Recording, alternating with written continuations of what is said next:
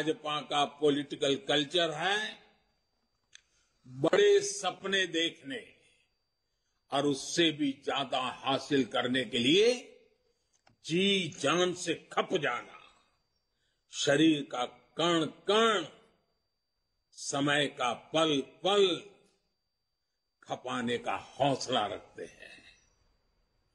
कांग्रेस और उसके जैसी पार्टियों का कल्चर महिलाओं की समस्याओं, उनकी रोजमर्रा की चुनौतियों की परवाह ही नहीं करता है, जबकि भाजपा का पॉलिटिकल महिलाओं के जीवन को आसान बनाने, उनके सपनों को साकार करने को, निर्णय प्रक्रिया में उनको भागीदारी देने को प्राथमिकता देता है। इसलिए आज के युवा हो या फिर देश की माताएं, बहनें, बेटियां भाजपा के साथ हम पल पल अनुभव कर रहे हैं। हमारी माताओं बहनों के आशीर्वाद बढ़ते चले जा रहे हैं, जुड़ाव महसूस करती हैं, अपनापन महसूस करती है। इसलिए आज ये सभी भाजपा के साथ कंधे से कंधा मिलाकर चल रहे हैं। साथियों, आज स्थापना दिवस के इस शुभ अवसर पर हम सबके लिए अपने सपनों को, अपने संकल्पों को, मां भारती की सेवा के लिए समर्पित अपने हर कार्यकर्ता के जीवन को देखते हुए बहुत सी बातों को बार बार समझने की आवश्यकता होती है। 2014 में जो हुआ वो केवल सत्ता परिवर्तन नहीं था।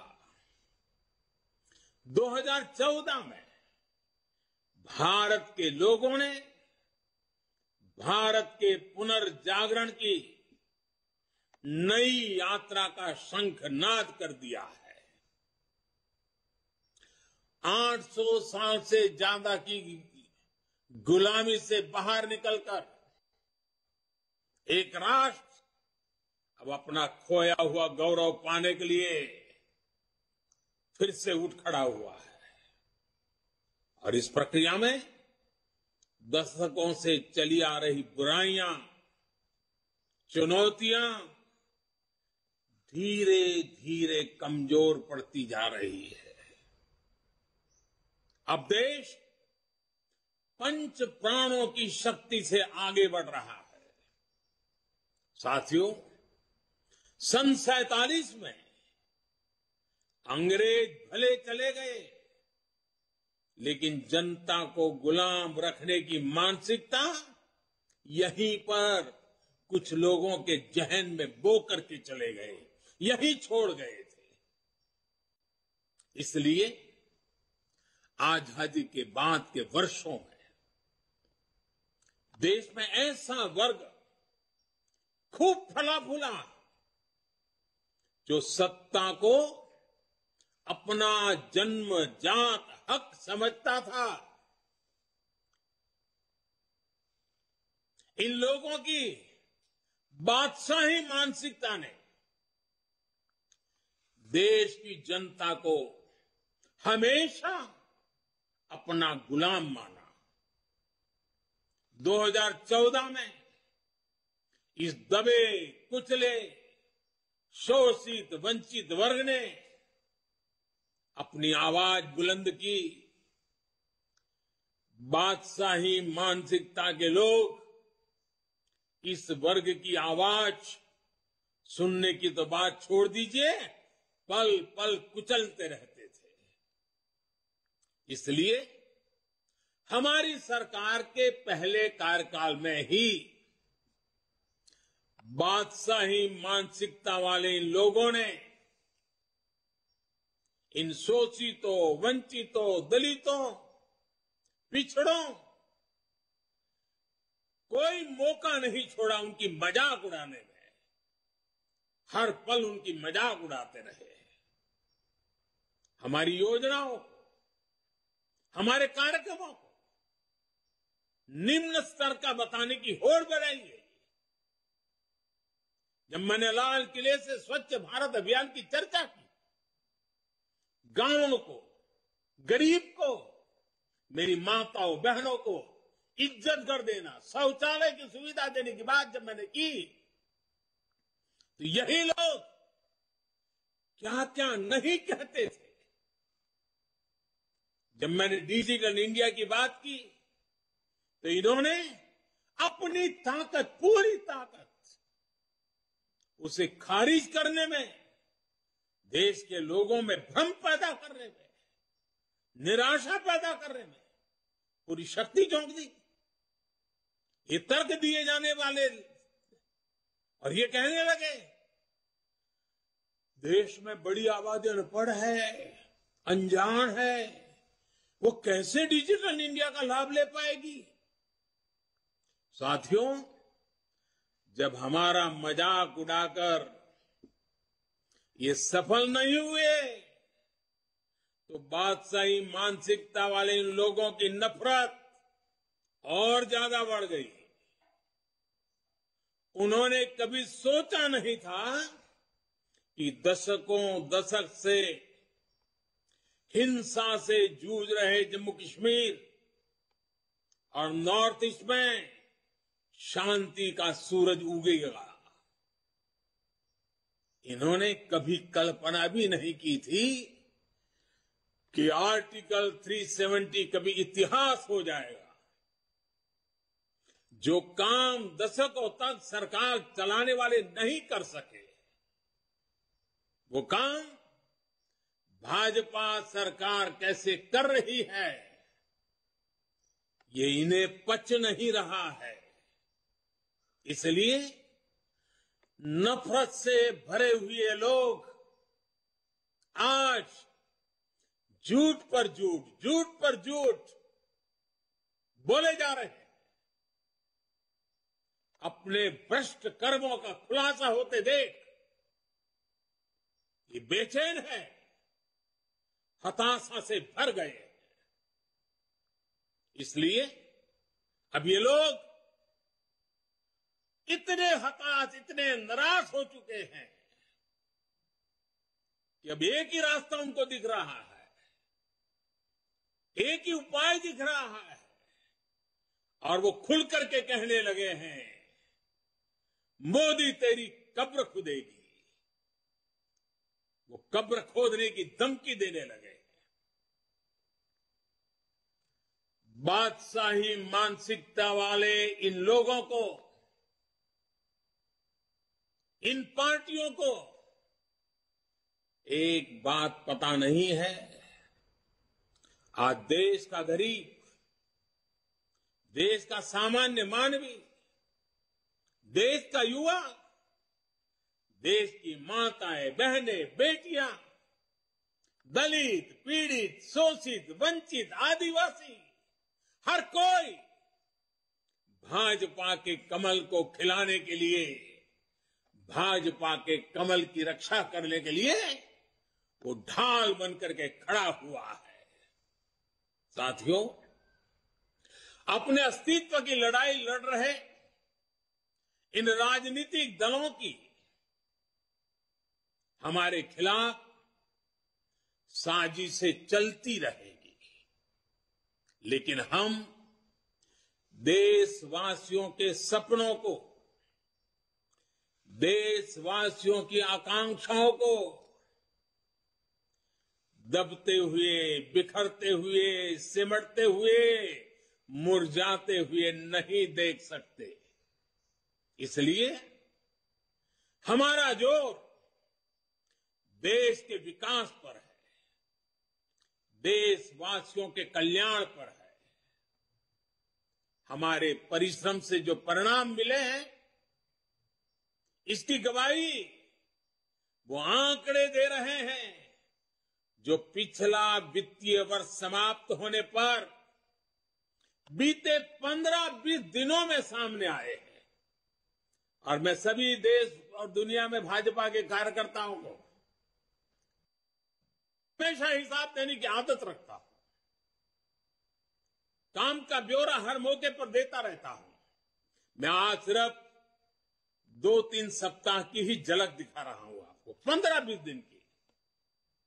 इतने छोटे से काल में हर भारतीय को गर्व हो। जीएसटी लागू होने के बाद से किसी एक वित्तीय वर्ष में 18 लाख करोड़ रुपए कलेक्शन का रिकॉर्ड बनाना अभूतपूर्व। इस दौरान देश के टैक्स पेयर ने भी 16 लाख करोड़ रुपए से अधिक टैक्स देकर नया रिकॉर्ड बनाया। मार्च महीने में ही यूपीआई से 14 लाख करोड़ रुपए के ट्रांजैक्शन का नया रिकॉर्ड बना। देश के इतिहास में पहली बार हमारा एक्सपोर्ट 750 अरब डॉलर के पार पहुंचा। देश में कोयला उत्पादन में पुराने सारे रिकॉर्ड तोड़ दिए। देश में स्टील उत्पादन में भी पुराने सारे रिकॉर्ड टूट गए। पहली बार 16,000 करोड़ रुपए का डिफेंस एक्सपोर्ट हुआ। एचएएल ने रिकॉर्ड रेवेन्यू जनरेट किया। मोबाइल फोन प्रोडक्शन और मोबाइल एक्सपोर्ट में भी नया रिकॉर्ड बना। एक साल में 6,500 किलोमीटर रेल ट्रैक का इलेक्ट्रिफिकेशन करने का रिकॉर्ड भी कुछ ही दिन पहले सामने आया। रेलवे ने 1,500 मैट्रिक टन से अधिक फ्रेट लोडिंग का रिकॉर्ड भी इसी दौरान बनाया। देश के बड़े पोर्ट्स ने एक साल में करीब 800 million metric ton cargo handle करने का नया रिकॉर्ड बनाया। लगातार बन रहे विकास के ये रिकॉर्ड दिखाते हैं कि देश कितनी तेजी से आगे बढ़ रहा है। मैं एक सांस में जितना बोल पाया बोल दिया। साथियों, आज हम सबका सौभाग्य है कि आज एक राजनीतिक कार्यकर्ता के रूप में हमें आजादी के अमृत काल में देश की सेवा का अवसर मिल रहा है। हमें भविष्य के भारत का निर्माण भी करना है और मेरे सब कार्यकर्ताओं को, भाजपा के हर सिपाही को हर स्तर पर उसका नेतृत्व भी करना है। हमारे प्रयास में अगले 25 वर्षों का विजन शामिल होना चाहिए। हमारे हर कार्य में वो ऊर्जा होनी चाहिए जो आने वाले दशकों तक देश की दिशा और दशा, हमारे सपनों को मजबूत करने वाली मां भारती के कोटि कोटि जनों की आजादी से अब तक के संजोए हुए सारे सपनों को सिद्ध करने वाली होनी चाहिए। साथियों, आज के इस समय में दुनिया तेजी से बदल रही है। हमें भविष्य के हिसाब से भी अपनी पार्टी को निरंतर विकास करने की, विकसित करने की, सामर्थ्य बढ़ाने की कोशिश कभी भी रुकने नहीं देना है। हम पहले भी करते आए हैं, आगे अब जरा और गति से करना होगा। 6-7 वर्ष बाद मैं सभी कार्यकर्ताओं से आग्रह करता हूं, 6-7 वर्ष बाद भारतीय जनता पार्टी के 50 वर्ष पूरे होंगे। जब भाजपा के 50 वर्ष पूरे हो, उस समय पार्टी का व्याप कितना होगा, स्वरूप कैसा होगा, हमारे लक्ष्य क्या होंगे, ये हमें अभी से तय करना होगा। हमें नए आइडियाज को, नए इनोवेशंस को अपनाना होगा। पार्टी में उन्हें एक प्रकार से हमारा जीवन का, कल्चर का हिस्सा के रूप में ऐसे जोड़ना होगा, उसे बढ़ाना होगा। जैसे मेरा एक सुझाव है कि हम पार्टी में टेक्नोलॉजी को हर स्तर पर आगे लेकर आए। हम विभिन्न स्तरों पर टेक्नोलॉजी सेल्स बना सकते हैं। हम युवाओं की ऐसी टीम बना सकते हैं जो आधुनिक टेक्नोलॉजी को मॉनिटर करे, उसे जनता तक पहुंचा के लिए कैसे इस्तेमाल कर सकते हैं। हम एक्सपर्ट से सुझाव लें, हम सेमिनार करें, एक्सपर्ट्स को लेकर बुला करके बदलते हुए विश्व को समझने की कोशिश करें। सोशल मीडिया में भी हमें नए तौर तरीकों के बारे में सोचना होगा। आजकल रील्स, यूट्यूब, ट्विटर, फेसबुक और इंस्टाग्राम के जमाने में ज्यादा से ज्यादा युवाओं में, इस युवा पीढ़ी में प्रोफेशनल से जुड़ने के लिए हमें राजनीति के नए आयामों को विकसित करना ही है। कम्युनिकेशन और इंफॉर्मेशन भाजपा के निरंतर विस्तार में बहुत बड़ी भूमिका निभाने वाले हैं। इसके लिए हमें अपने कार्यकर्ताओं की ट्रेनिंग, पंचायत से लेकर पार्लियामेंट तक चुने हुए प्रतिनिधियों की ट्रेनिंग के नए प्लेटफॉर्म बनाने होंगे। साथियों, संगठन शक्ति, कार्यकर्ताओं की एकजुटता, ये भाजपा की प्राण शक्ति है, हमारा प्राणवायु है।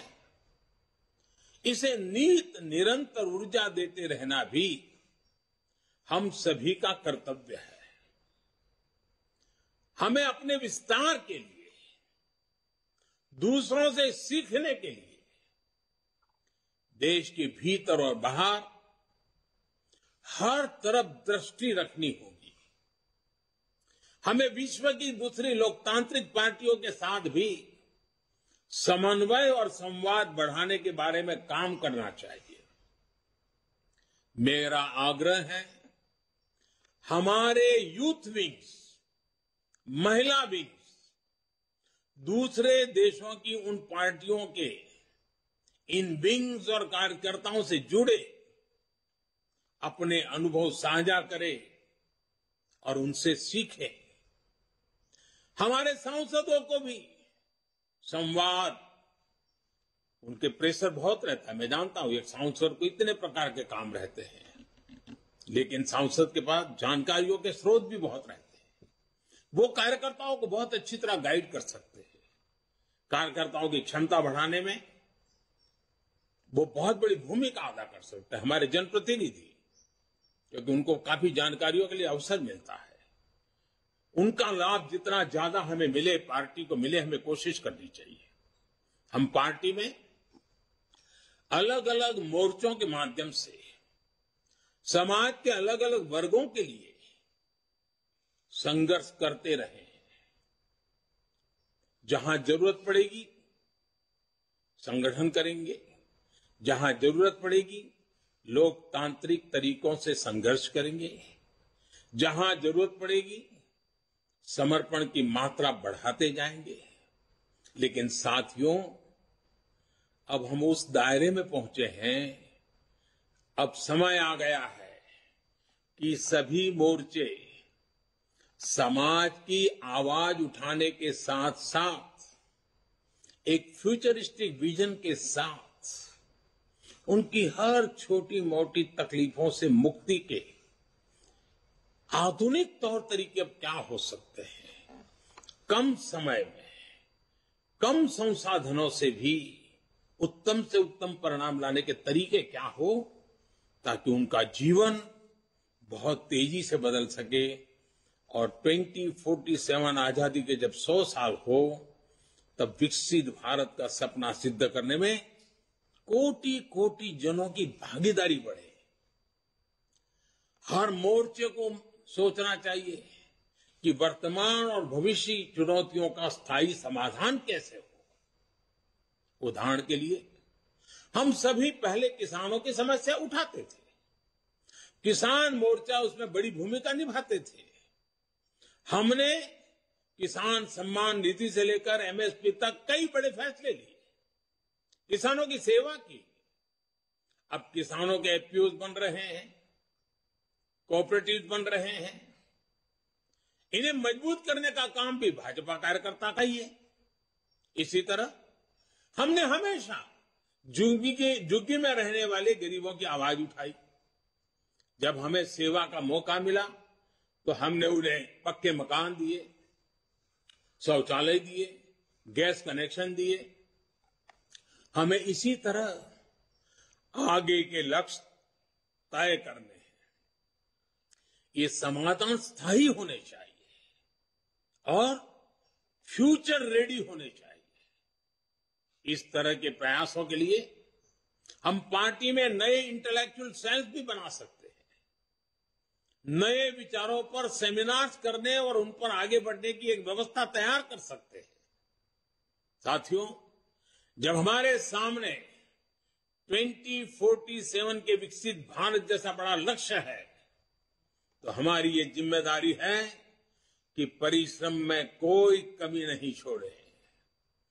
हमें सफलताओं को सेलिब्रेट तो करना है, लेकिन अगले ही पल अगली चुनौती के लिए कमर भी कसनी है।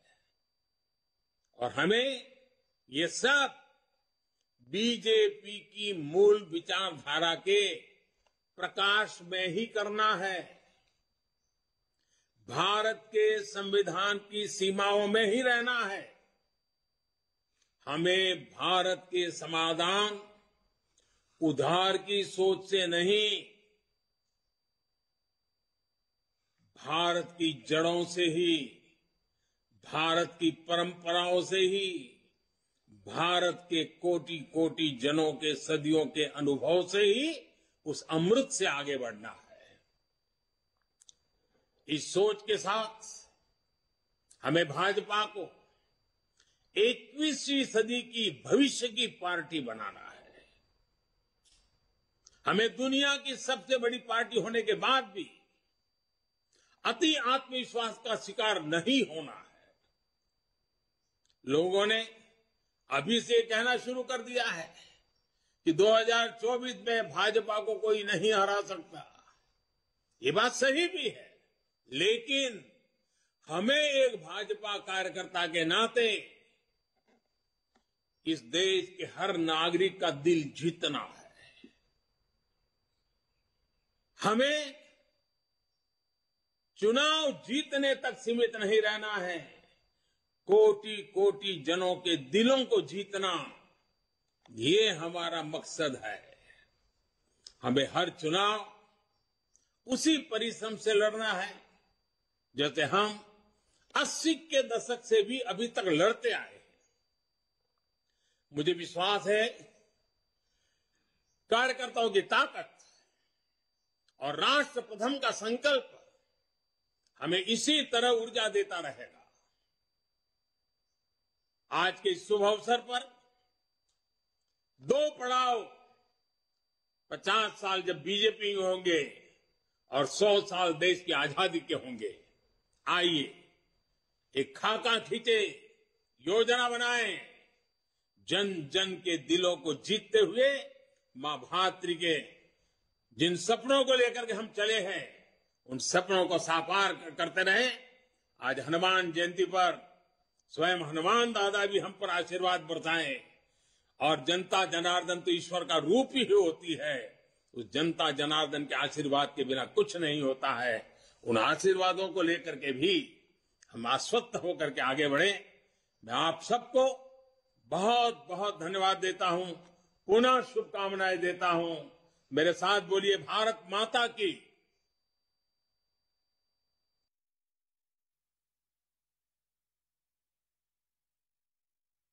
तो प्रधानमंत्री नरेंद्र मोदी ने अपने सभी कार्यकर्ताओं को संबोधित किया और साथ ही साथ एक बार फिर से यही मंत्र दिया कि आप जनता के बीच जाएंगे तभी आप आगे भी काम कर सकते हैं। बीजेपी ने सभी समाज के लिए काम किया, बीजेपी सबको साथ लेकर चलती है, क्योंकि समय समय पर विरोधी पार्टियां बीजेपी को किसी एक समुदाय के लिए काम करने वाली बात बताती रही, लेकिन बीजेपी की ओर से बार बार यह कहा गया कि हम काम करते हैं तो सबको साथ लेकर काम करते हैं। बीजेपी स्थापना दिवस पर प्रधानमंत्री नरेंद्र मोदी ने जो बातें कही वो हम आपको बता रहे हैं। देश की सेवा करने के